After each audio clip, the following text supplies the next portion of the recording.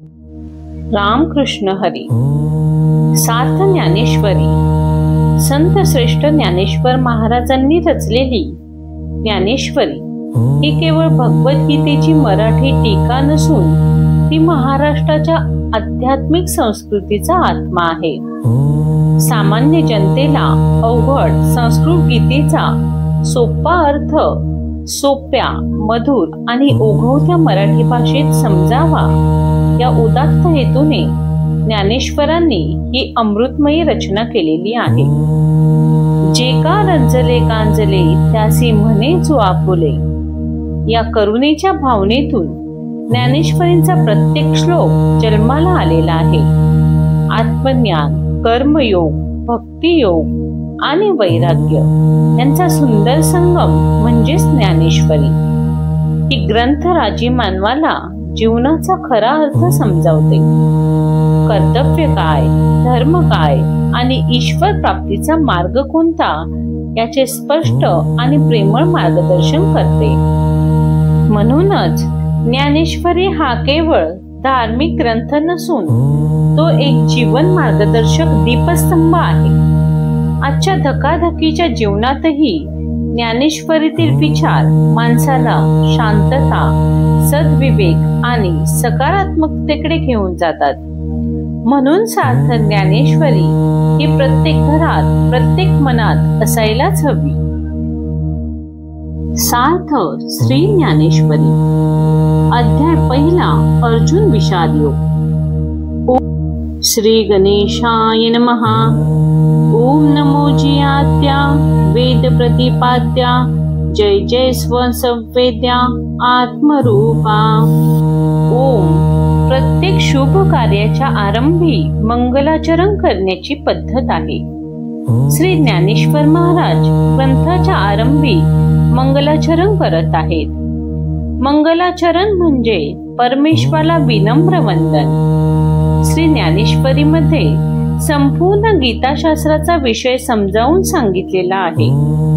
महर्षी वेदव्यासांनी ब्रह्मसूत्राच्या आरंभी पहिल्या 4 सूत्रात ज्याप्रमाणे संपूर्ण वेदाचा साररूप अर्थ सांगितला त्याचप्रमाणे श्री ज्ञानेश्वर महाराजांनी या पहिल्या ओवीत वेदार्थ सांगितलेला आहे. ओंकार हा परमात्माच आहे अशी कल्पना करून श्री ज्ञानेश्वर महाराज ग्रंथारंभी वंदन करतात. ओम ओंकार मंगलवाचक आहे. हे सर्वांचे मूळ असणाऱ्या व वेदांच्या प्रतिपादनाचा विषय असणाऱ्या ओंकारा तुला नमस्कार असो. तुझ्या स्वरूपाला जाणणारा तू स्वतःच आहेस. सर्वव्यापी अशा आत्मरूपी ओंकारा तुझा जय जयकार असो. देवा तूच गणेशू सकलार्थमती प्रकाशू म्हणे निवृत्ती दासू औधारी जोची. श्री निवृत्तीनाथांचे शिष्य ज्ञानेश्वर महाराज म्हणतात, देवा सकळ जगाच्या बुद्धीला ज्ञानाचा प्रकाश देणारा जो श्री गणेश तो तूच आहेस. तो कसा तर ऐका महाराज. स्मृती तेची अवेव देखा अंगिक संपूर्ण वेद हीच त्या श्री गणेशाची उत्तम सजवलेली मूर्ती आहे आणि तिच्या ठिकाणी स्वर आणि व्यंजन रूपी शरीराचे निर्दोष सौंदर्य आहे. आता शरीराची ठेवण पहा. मनो इत्यादीच्या स्मृती हेच त्याचे अवयव असून त्याची ठेवण अवर्णनीय आहे आणि त्यातील अर्थ ही सौंदर्याची खाण आहे. अष्टादश पुराणे तिची मणिभूषणे पदपद्धती ठेवणे प्रमेय रत्नांची. 18 पुराणे हेच त्याच्या अंगावरील रत्नखचित अलंकार. त्यात प्रतिपादलेली तत्वे हीच रत्ने आणि शब्दांची छंदोबद्ध रचना हीच त्यांची कोंदणे आहेत. पदबंध नागर तेची रंगाथिले अंबर जेथ साहित्यवाने सपूर उजाळांचे. उत्तम प्रकारची शब्दरचना हे श्री गणेशांच्या अंगावरील रंगवलेले वस्त्र आहे आणि त्या शब्दरचनेतील अलंकार हे त्या वस्त्राचे चकचकीत तलमपोत आहे. देखा काव्य नाटका जे निर्धारिता सकौतुका, त्याची ऋणझुंती शूद्र घंटिका अर्थध्वनी. पहा, कौतुकाने काव्यनाटकाविषयी विचार केला असता ती काव्यनाटके श्री गणेशांच्या पायातील घागऱ्या असून त्यातील अर्थरूप आवाज रुंझुनत आहे. नाना प्रमेयांची परी निपुणपणे पाहताच कुसरी, दिसती उचित पदे माझारी रत्ने भली. नीटपणे पाहिले असता त्यातील सिद्धांताच्या प्रकारांची उत्तम स्थळे म्हणजे त्या घागऱ्यातील रत्नेच वाटतात.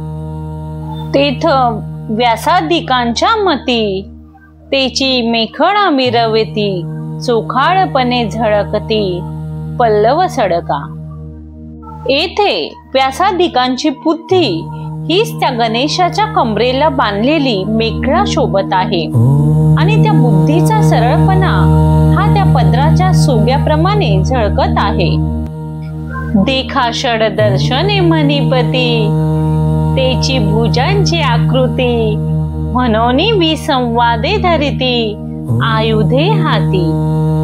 पहा, जी 6 शास्त्रे आहेत तेच गणपतीचे 6 हात आहेत आणि म्हणूनच त्यातील भिन्न भिन्न मते ही त्या हातातील निरनिराळे शस्त्रे आहेत. तरी तर्को तोची फरशू, नीती भेदू अंकशू, वेदांतु तो महारसू मोदकू मिरवे.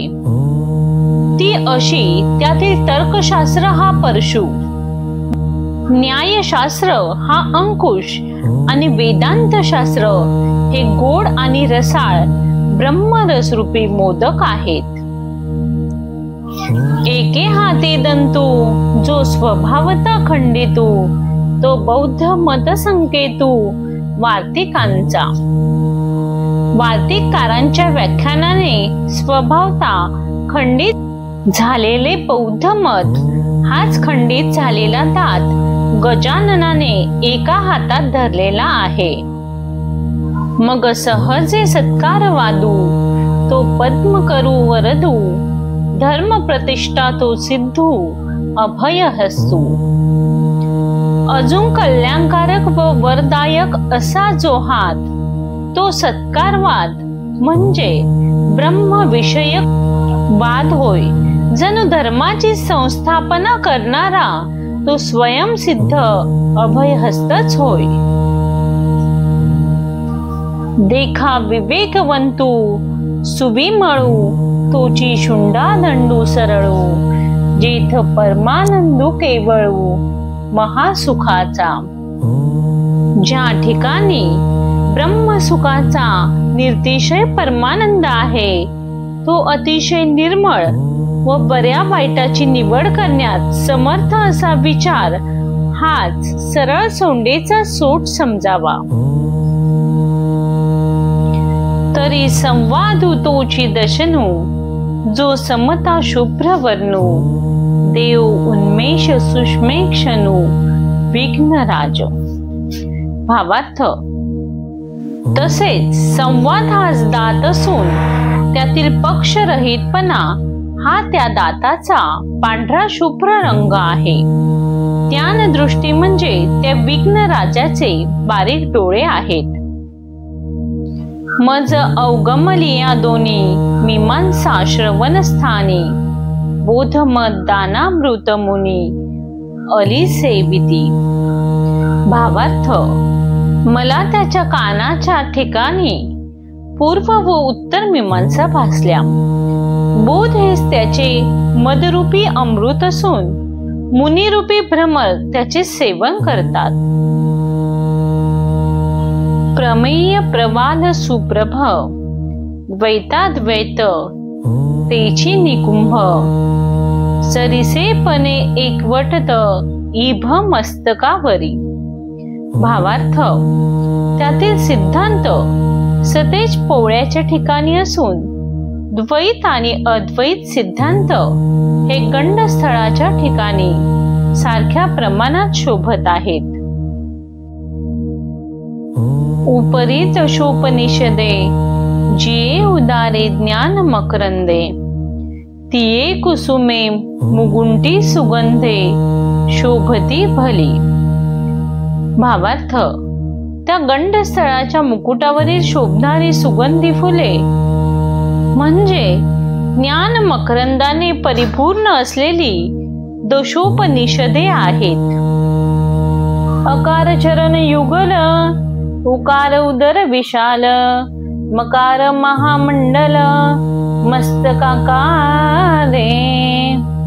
अर्थ, ओंकाराची प्रथम अकार मात्रा हे त्याचे 2 पाय आहेत, दुसरी उकार मात्रा हे त्याचे पोट आहे आणि तिसरी मकार मात्रा हाच त्याच्या मोठ्या वाटोळ्या मस्तकाचा आकार आहे.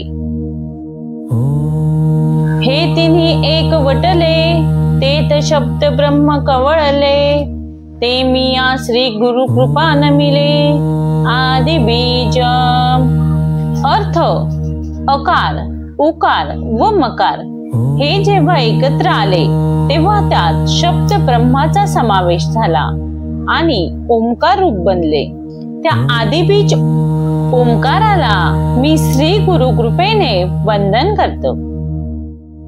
आता अभिनव वाग्विलासी, जे चातुर्यार्थ कला कामिनी, ते शारदा विश्वमोहिनी नमिली मिया. भावार्थ, आता अपूर्व अशा वाणीच्या ठिकाणी विलास करणारी, चातुर्य, अर्थ व कला यांची स्वामिनी आणि विश्वाला मोहित करणारी अशी जी सरस्वती, तिला मी नमस्कार करतो. मज हृदयी सद्गुरु, जेने तारिलो हा संसार पुरू, मनोनी विशेष अत्यादरू विवेकावरी. भावार्थ, माझ्या हृदयात निवास करणारे जे सद्गुरु त्यांच्या कृपेने संसार रूपी महासागरातून मी पार पडलो, म्हणूनच विवेकावर माझी विशेष प्रीती जडली. जैसे डोळ्या अंजन भेटे, ते वेळी दृष्टीसी फाटा फुटे, मग वास पाहिजे तेथ प्रकटे महानिधी. भावार्थ, ज्याप्रमाणे पायाळू माणसाच्या डोळ्यात अंजन घातले म्हणजे त्याच्या दृष्टीस विशेष सामर्थ्य येते आणि भूमिगत दृश्याचा सहज सुगावा लागतो आणि मोठा खजिना त्याला प्रकट. का चिंतामणी झाली हाती, सदा विजय वृत्ती मनोरथी, तैसा मी पूर्ण काम श्री निवृत्ती ज्ञानदेव म्हणे. अर्थ, किंवा सर्व मनोरथ पूर्ण करणारा चिंतामणी हाती आला म्हणजे सर्व हेतू पूर्ण होतात. त्याप्रमाणे ज्ञानदेव म्हणतात की श्री गुरु निवृत्तीच्या कृपेने माझे सर्व हेतू पूर्ण होतात. म्हणून जाणते न गुरु भजिजे, तेने कृतकार्य होईजे, जैसे मूळ सिंचनी सहजे, शाखा पल्लव संतोषती. म्हणून जे शहाणे सुज्ञ आहेत त्यांनी श्री गुरूंची सेवा करावी म्हणजे मनातील सर्व हेतू हे सिद्धीस जातील. ज्याप्रमाणे झाडांच्या मुळाशी पाणी घातले जाते तेव्हा फांद्या आणि पाने आपोआप टवटवीत होतात. का तीर्थे जी त्रिभुवनी, तिये घडती समुद्रा व गाहनी, ना तरी अमृत रसा स्वादनी रस सकळ.